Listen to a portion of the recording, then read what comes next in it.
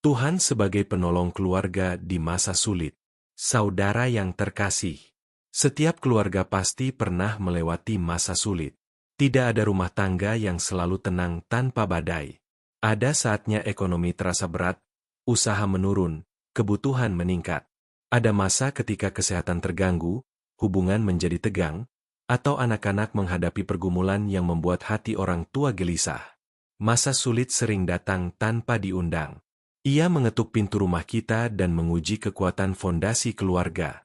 Namun di tengah semua itu, ada satu kebenaran yang tidak berubah. Tuhan adalah penolong bagi keluarga yang berharap kepadanya. Dalam Mazmur 121 ayat 1-2 tertulis, "Aku melayangkan mataku ke gunung-gunung, dari manakah akan datang pertolonganku? Pertolonganku ialah dari Tuhan, yang menjadikan langit dan bumi."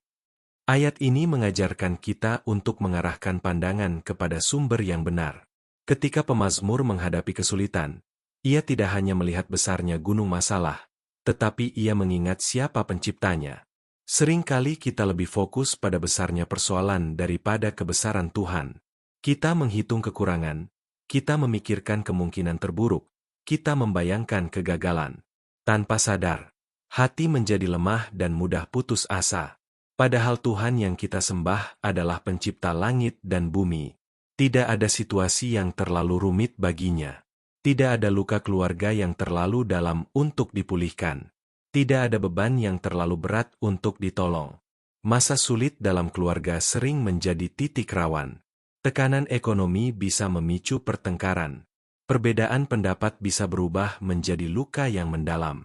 Anak-anak bisa merasa tidak aman ketika orang tua tidak lagi berjalan dalam kesatuan. Namun justru di saat seperti itu, keluarga dipanggil untuk semakin mendekat kepada Tuhan. Bukan saling menyalahkan, tetapi saling menguatkan. Bukan mencari siapa yang salah, tetapi mencari wajah Tuhan bersama-sama.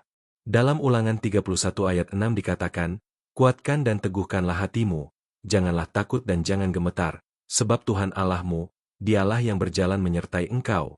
Ia tidak akan membiarkan engkau dan tidak akan meninggalkan engkau." Janji ini menegaskan bahwa Tuhan tidak pernah meninggalkan umat-Nya. Mungkin saat ini ada keluarga yang sedang bergumul dengan hutang, kehilangan pekerjaan, atau usaha yang belum membuahkan hasil. Ada juga yang sedang menghadapi sakit penyakit, atau konflik yang belum terselesaikan. Rasanya seperti berjalan di lorong gelap tanpa tahu kapan akan melihat terang. Namun percayalah, Tuhan tidak hanya hadir saat keadaan baik. Ia adalah Immanuel, Allah yang menyertai. Ia hadir di ruang tamu yang penuh kecemasan. Ia hadir di kamar yang sunyi saat seseorang menangis diam-diam. Ia hadir di meja makan yang terasa hening karena beban pikiran. Kadang pertolongan Tuhan tidak selalu berupa perubahan keadaan secara instan. Kadang Tuhan terlebih dahulu mengubah hati kita. Ia memberi damai di tengah badai. Ia memberi kekuatan untuk bertahan satu hari lagi. Ia memberi hikmat untuk mengambil keputusan yang benar.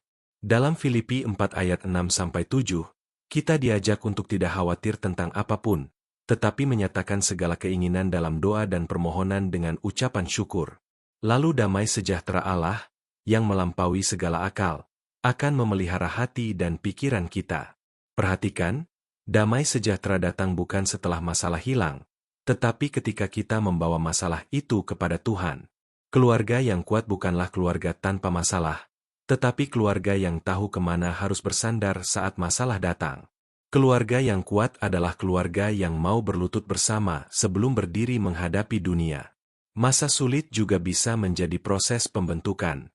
Seperti emas yang dimurnikan dalam api, demikian pula iman keluarga dimurnikan melalui ujian. Kesabaran dibentuk, kerendahan hati diajarkan, ketergantungan kepada Tuhan diperdalam. Jangan biarkan masa sulit memisahkan anggota keluarga. Biarlah justru masa sulit menyatukan hati untuk semakin bergantung kepada Tuhan. Jadikan ruang keluarga sebagai tempat doa, bukan tempat saling melukai. Jadikan percakapan sebagai sarana saling menguatkan, bukan sarana menyudutkan. Ingatlah, pertolongan kita datang dari Tuhan yang menjadikan langit dan bumi.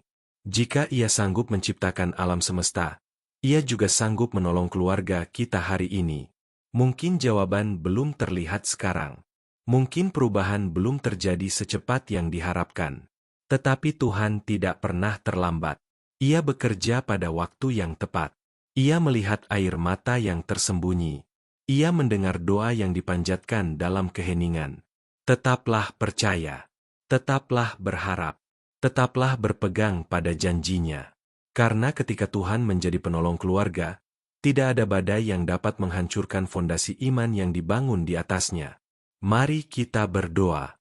Tuhan, Engkau melihat setiap keluarga yang sedang menghadapi masa sulit. Engkau mengetahui beban yang tidak terlihat oleh orang lain.